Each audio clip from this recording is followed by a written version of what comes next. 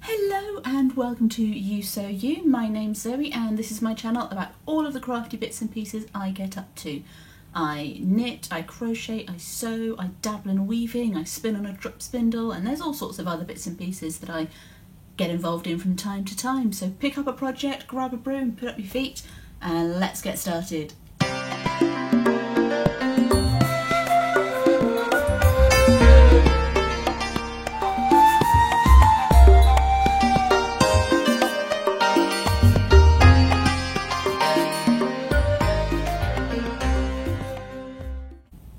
So welcome back to any returning viewers, and to any new viewers a very warm welcome to you.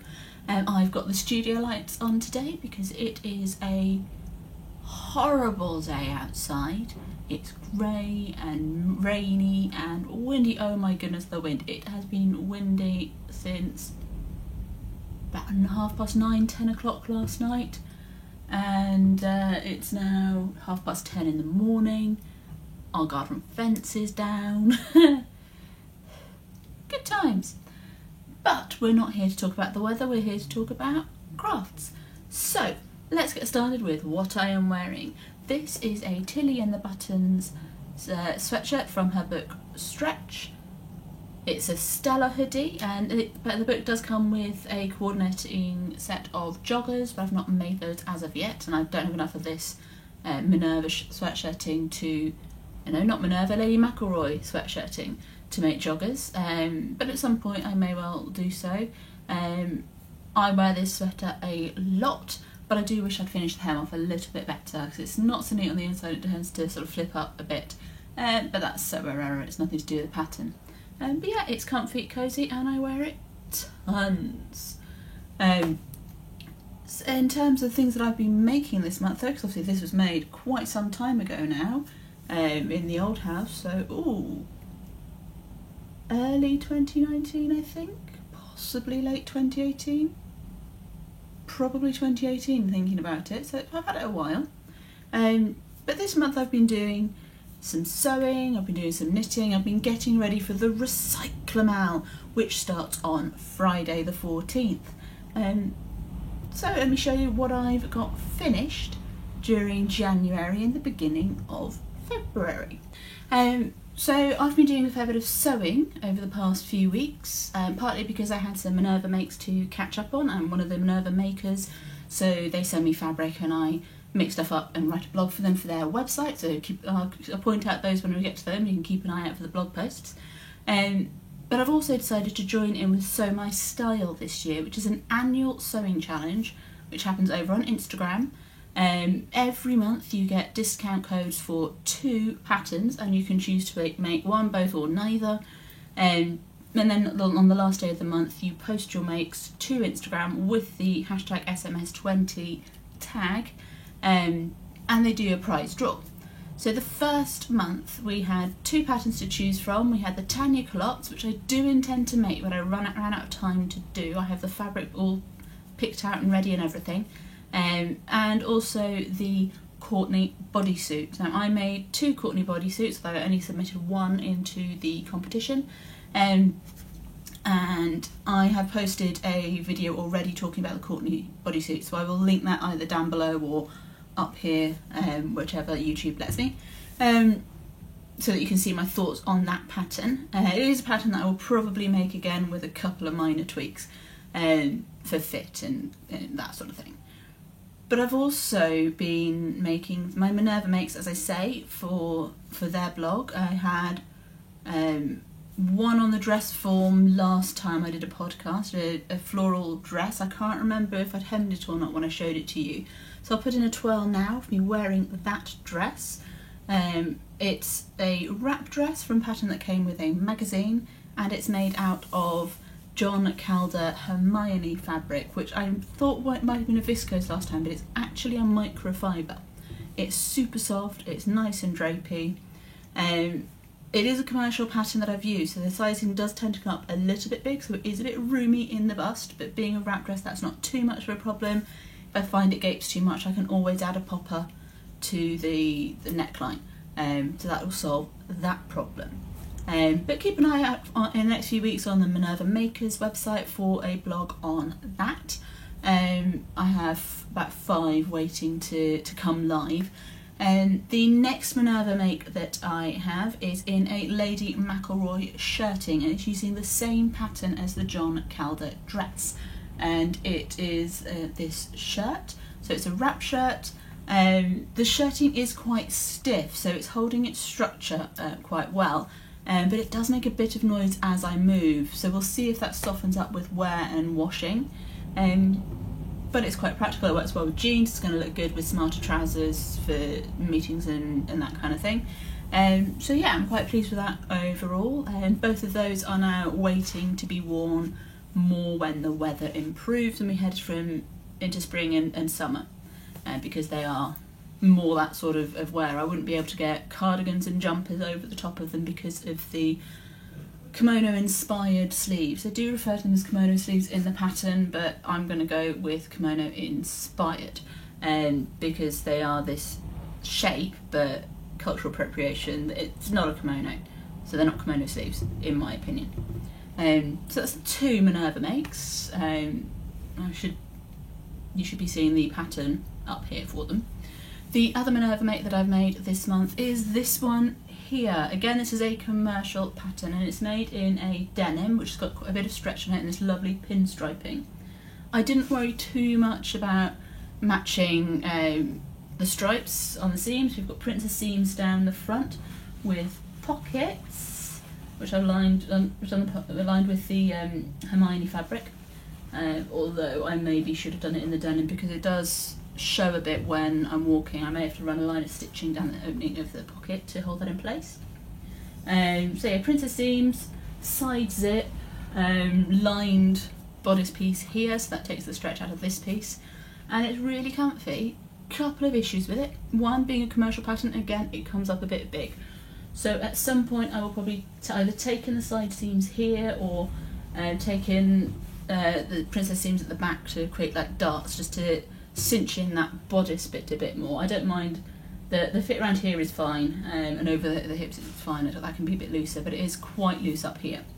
The other issue is because the pockets are in the princess seams, when you sit down, this particular fabric then billows out where the pockets are, so it looks a little bit odd, but it is comfy cosy. I can layer it up over jumpers, so I don't want to take in the bodice too far because I want to be able to layer things underneath it. And I can also put cardigans and jumpers over the top. I'll put a twirl up here of me wearing it. I mean, it does look a little bit school pinafore-ish, but that's fine. I knew that was going to happen when I picked this fabric for this pattern. I can see me making this pattern again in different fabrics, possibly sizing down slightly on the bodice. I don't want to go down necessarily a whole size, but we'll see. We'll check the measurements and see how they match them.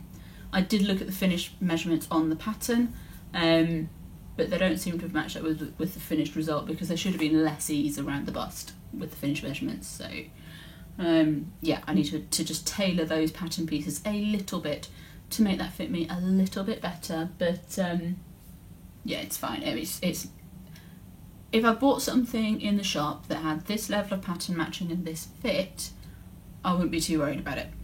So I'm not going to be too worried about it in something I've made myself.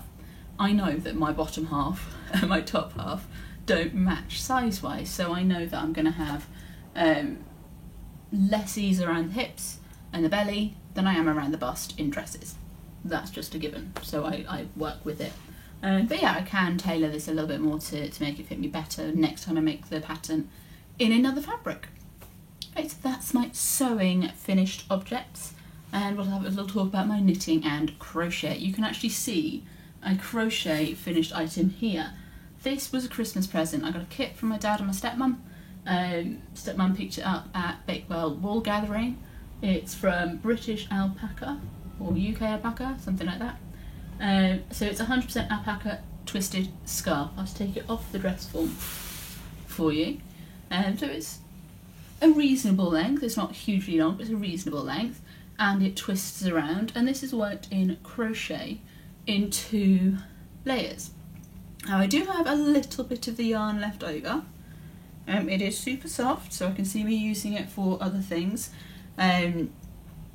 So I mean, I could have made the scarf a little bit bigger, but I didn't know that when I started it, because the way that the company works, they package their kits in paper bags, which is fantastic, but they also are reducing wastage by weighing out the yarn to match what the pattern calls for. So I got 40 grams of each of the two colours of alpaca yarns, and they are these natural colours. So if my gauge was a bit looser, if I was a looser crocheter than I am, I would have ended up playing yarn chicken a bit. As it is, I'm a fairly tight crocheter, so it wasn't an issue. But they are aiming to reduce wastage, and it's a nice idea to give you exactly the yarn that the pattern calls for, rather than a full skein or a half skein, because they could quite easily have given me two 50-gram skeins. I would have been happy with that as well. But yeah, I like the idea of reducing the wastage. And it's super soft. It is long enough to, when I wrap it in half around my neck, which is how I normally put scarves on, not that I wear scarves very often anymore, now that I move on to shawls, but it is long enough to fill that gap between the top of my jumper and the opening of my coat. My winter coat does have like an open bit at the top of the neck, and this is long enough to fill in that gap. It would also look quite good with a suit jacket or that kind of thing. So that's my crochet finished object. I do have one knitting finished object to show you as well. It's not blocked, so it's not finished, and it may potentially have the cast off unpicked and a bit more knitted onto it, because I do have some yarn left at the end of it. But I'm going to block it first and see if the yarn grows, if the sweater grows.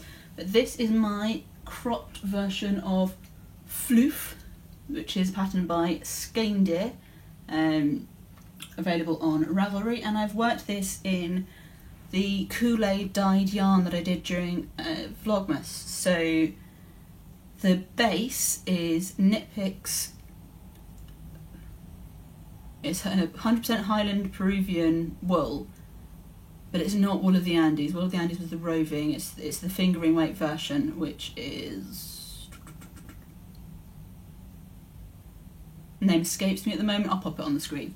But I faded the two skeins together across the bust, and I helical knitted the two skeins together down the sleeves. So we've got the top and the sleeves kind of coordinating, and then this different shade in the bottom. Both skeins were dyed with the same colours of Kool-Aid, but using slightly different techniques, which is why the colours have come out differently. And I've held it with some drops Kid Silk mohair lace weight, which I had left over from my Hunter's Moon shawl. I did have to buy extra mohair just to finish it off, but it started off with leftover. So yeah, it's snuggly, it's cosy, it's soft, I'm really pleased with it, and I'm looking forward to getting it blocked. At the moment it sits just below the bust at the front and then slightly longer at the back because it's a high-low hem. So we'll see if it grows a little bit. If it doesn't grow much, I'd say I might unpick the cast off and add a few more rows, or I might not. I don't object to it the length that it is. It'll be fine over dresses and high-waisted jeans and that kind of thing. So yeah, there's a fairly good chance that I won't extend the length whether it grows or not, but we'll see.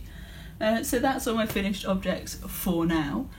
So moving on to works in progress. I have a few things to show you. I'm going to start with my scrappy projects. These are projects that you have seen before quite some time ago. I don't show them to you every time because it gets a bit repetitive.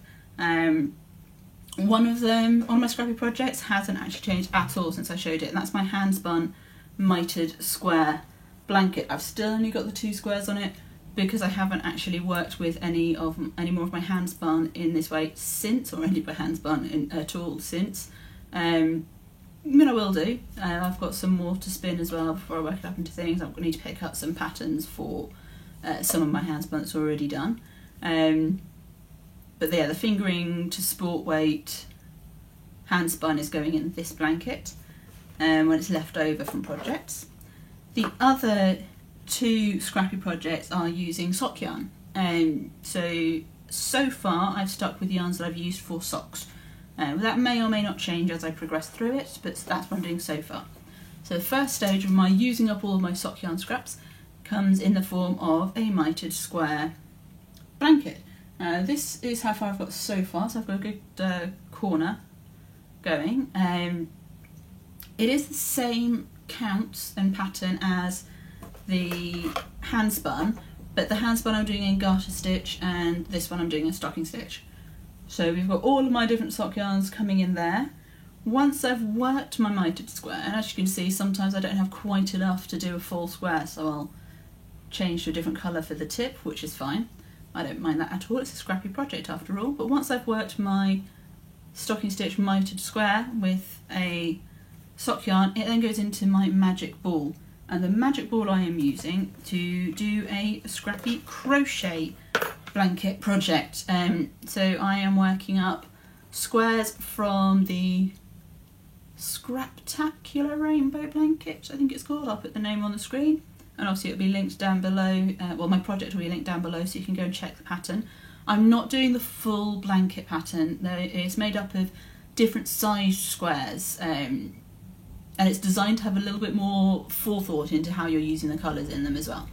So that it's written to change colours at specific points, but I'm not doing that. I'm using my magic ball instead. I'm using the patterns for these smaller squares. These do need blocking because they're not all matching up size wise, but this is how many I've done so far. I have, in the circle square pattern, 3 blocks. As you can see, sometimes I get almost to the end of a square before the colour changes. But it's fine, it's a scrappy project. It's meant to be changing colours at random points. So we have the circle squares. Then these ones are called Magic Carpet. I've done 2 of them so far. So I need to get another one of those done to keep the numbers even. And then there's it's a striped one in the pattern, but it's not coming out particularly striped with my magic ball. This is the only sock yarn so far that hasn't gone into the mitered squares because I knew I didn't have enough for a mitered square, like nowhere near enough. So these ones are worked from the corner, rather than working round and round and round like you normally do for granny squares. They start at the corners and work back and forward, so you're turning your work. So there's those. I need to do another one of those to keep the numbers even. Once I've done my next magic carpet and stripy one, I will block these. Well, it'll be 9 squares there, and I'll block them and think about whether I want to seam them together yet or whether I want to wait till I've got a few more. But a 3x3 block will be quite reasonable. So that's my scrappy projects. They are ongoing. I will show them to you from time to time, but like I say, it won't be every single episode just because it gets a little repetitive to do that. My next not finished object, it's nearly finished, and it's work in progress to show you. I've been working on for quite some time. It was cast on ages and ages ago and then just languished for a while. It is in, and I've actually got quite a lot of yarn left over from this. I've got, at the moment, 2 skeins that haven't been caked up, but it's in this gorgeous drapey wool alpaca silk blend, which is by Mirasol. It's called Sulca Legato, and it's fabulous to work with. So I'm actually quite pleased I've got some left over, because, well, I'm likely to have some left over because that'll be quite nice to work into other projects. But this is my Parisian Dreams sweater by Knitting Expat. I have cropped the length because if I'd have done the other repeat of the lace pattern at the front, it would sit way too low for what I am intending to wear it with. I want to be wearing it with skirts and high-waisted jeans and things, so I wanted it to sit more on my hips. I am anticipating a bit of growth in length with the lace on the front. I've done one sleeve, yay, and I've picked up for the other sleeve. So I've already counted up my stitch markers for my increases, so they are waiting, ready to be used. It's stocking stitch at the back, lace on the front, and I'm actually really looking forward to getting this one finished. but this second sleeve is on hold at the moment because the next project that I'm going to show you, my final work in progress for today, is time sensitive.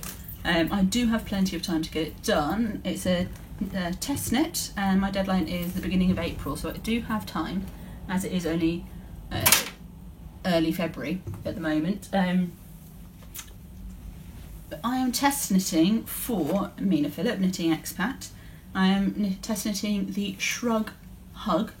This is an inventive pattern. There are 7 gauges to the pattern, I believe.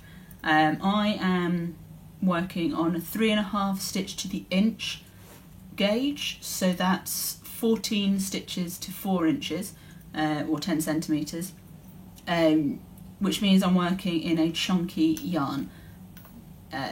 This yarn is rather fabulous. It's Jameson and Smith's. It's their Shetland Chunky and it's in the fuchsia colourway, which is this lovely purple. I always thought of fuchsia as kind of bright pink, almost magenta, but actually thinking about it, this is a much more accurate representation. It's not an even purple, it's actually showing up quite well on camera there. There are flecks of pink and blue throughout. So it's like as they've spun it, they've spun through a few strands of the blue and a few strands of the pink as well. It's 2-ply, but chunky. So it is working out really quick. This is about 2 days that I've spent. I cast this on Friday, it's Sunday today. And this is how far I've got. So I am considerably well through this. It's heading towards the halfway point. You knit a rectangle first and then block it. So when this is drying, because as I found with my swatch, this yarn takes a while to block or to dry. So whilst this is blocking, I will be working on the sleeve on the Parisian Dreams. But it's got this fabulous texture to it. I'll just come a little bit closer to the camera so you can see it. But yeah, it's a really interesting texture. It's really straightforward to do. As with most of Mina's patterns, there's plenty of texture in there and they're quite easy to memorise, easy to follow, and yeah, straightforward to knit, which is good. So I'm enjoying that. I'm expecting that to work out quite quickly, at least to get this bit done quite quickly. Then it's going to take probably a couple of days to dry, maybe 3. So I'll work on the sleeve whilst that's drying, and a few other bits and pieces as well. I'm really looking forward to this. I don't normally work in chunky yarn, and I am actually starting to wonder why. Although to be fair, it is quite hard to find commercial chunky yarns that don't contain acrylic, which obviously is plastic, so I'm trying to reduce my use of acrylics. I do still have some acrylic left over from various projects, but I'm going to use that up, and I'm trying not to buy acrylic unless there's a particular reason to do so, like somebody who's not going to be able to look after something wool without it getting damaged, or for babies that need regular washing, even though obviously that does mean plastic's going to come into the water from washing the acrylic item. New mums are going to need to put things in the washing machine. It's babies, they're messy. So unless it's a mum that I know uses wool a lot, I'm going to be using acrylics for babies, or at least acrylic blends, for the time being anyway. One thing I did notice when I was browsing around looking for chunky yarn was, I think it's Wool in the Gang. It's either Wool in the Gang or We Are Knitters, one of the two. But they've got a recycled yarn that's made out of plastic, but they also sell bags to wash it in that will contain the majority of the microplastics when you wash it, which is a great idea. And so there are options out there if you are looking to make sure your acrylics aren't sending plastic into the ether. Okay, so that's all my works in progress. So moving on to plans and upcoming things and bits and bobs like that. I do still have some designs on the go that are taking a lot longer than I anticipated, so watch this space for those. Once the testing's out of the way, I can get cracking on those again. I've got one crochet design on the go that you haven't seen, but I'm going to wait until that's done. That will be most likely a free pattern. Well, it will be a free pattern, it's not a complicated design. I've got a sweater on the needles that I'm knitting on, I've got socks on the needles that I'm knitting on. Both of those need a bit of work before they're ready for tech editing and testing and that kind of thing. But as I said in my January video, I am aiming to get 10 to 12 patterns out this year. That's still the aim, I'm still on track for that at the moment. It may well be that some of them are bundled, so like themed things towards the end of the year, that kind of stuff. But yeah, I do still have my list of 10 to 12 patterns, ideas that are ready to design or get written up or what have you. So watch this space for those. I also have signed up to Sock Madness again this year. I did Sock Madness for the first time last year. Registration is open at the moment through the Sock Madness Ravelry group. I'll link to that down below as well if you are interested. Sock Madness it's a competition where you knit socks as quickly as possible, basically. It was originally started at a time with March Madness, which I think is baseball. So each year they open registration throughout February. At the end of February, beginning of March, they send out a qualification pattern. You knit that up, and from that they put you into teams. And then every so often you get a pattern drop. It could be at any time, because obviously it's people all around the world, they don't release it at the same time each time. And you race to knit those socks. And each round somebody or more than one person in your team gets knocked out, and the fastest knitters from your team go through to the next round. Last year I made it quite far through. I was at like 2 or 3 pairs of socks from the end. It was the Swirlagon socks that knocked me out. They're great, they're comfy, but they're these. So I mean, it's challenging. You learn loads of new skills, loads of new techniques. You get the patterns for the whole of Sock Madness for free, and then some of them are then released to the general public, sometimes for free, sometimes paid for, depending on the designer's need. Or so yeah, so it's good fun. There's lots of chat that goes on through it, and they do send out a materials list once registration is done, so you know what you need to stock up on. But yeah, I really enjoyed it last year.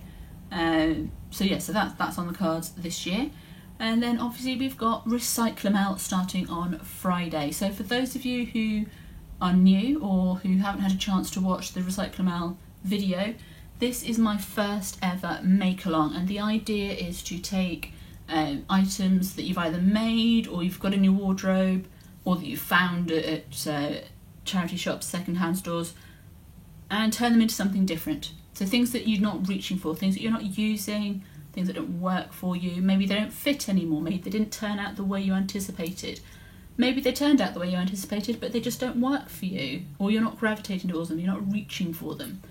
So we're going to take those things and we're going to turn them into something different. I've already got some projects in mind, and after this I'm going to go and match up patterns to garments that I've got in my stash ready to be worked up from Friday.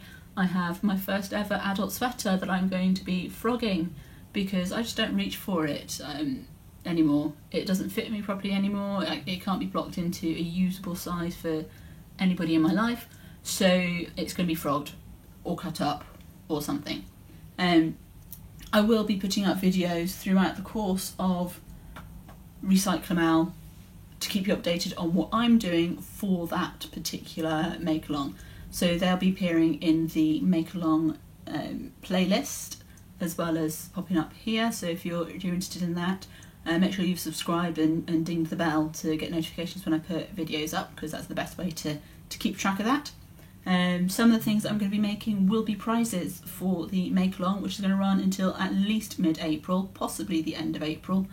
I've already had somebody say to me, I've got so much I want to do for this project, this make-along, can you please be the end of April? So yeah, there's a good chance it'll be the end of April, but I do have something else in mind for kind of late May, early June, so I don't want to be running the make-along into May. But there are options of ways to join in. You can post the things you're making onto Instagram with hashtag Recyclamel, and I will do a draw from there. you can post things into the finished objects group in my finished objects thread in my Ravelry group, which I will be opening in April. And there is also already a chatter thread open which has the Recyclamal video in it as well. So there are lots of ways to get involved and potentially win some prizes, whether or not you finish your makes. The idea is to start working through that box of upcycling, that box of recycling that so many of us have on hand that we just don't get to, rather than just buying new stuff all the time. And having these things that we've loved when we've worked on them, or we've loved when we've bought them, but we're just not reaching for anymore. So that's Friday. I'm really excited to see what you guys come up with. I've had quite a few people speak to me in person about it. I've had somebody get in touch with me on Ravelry about it. So I'm really looking forward to that. So make sure if you're on Ravelry that you've joined the USOU group, so that you can join in with the chatter thread and the FO thread when it becomes available. Post on Instagram as well with hashtag Recyclamal. You can post your preparation work, you can post your plans, you can post things in progress on both Instagram and in the chatter thread, but the FO thread will be just for FOs. So that's that. I am excited about it, but I'm also a little bit nervous about it. I've never run a make-along before. I've participated. I've had some success participating, both in terms of ending up with an item that I love and in terms of winning prizes, and I don't win anything. So it is worth getting involved in and chatting away and that kind of stuff. So do pop on over and say hello. That's that for today. So keep an eye out for the Recyclamal updates. Keep an eye out on the Minerva Makers website for 5 blogs that I've got ready and waiting to go. And I'm also waiting for some more fabric from them as well. So there will be more coming. That's that, I suppose. So until next time, have a great one, and I will see you soon. Bye bye.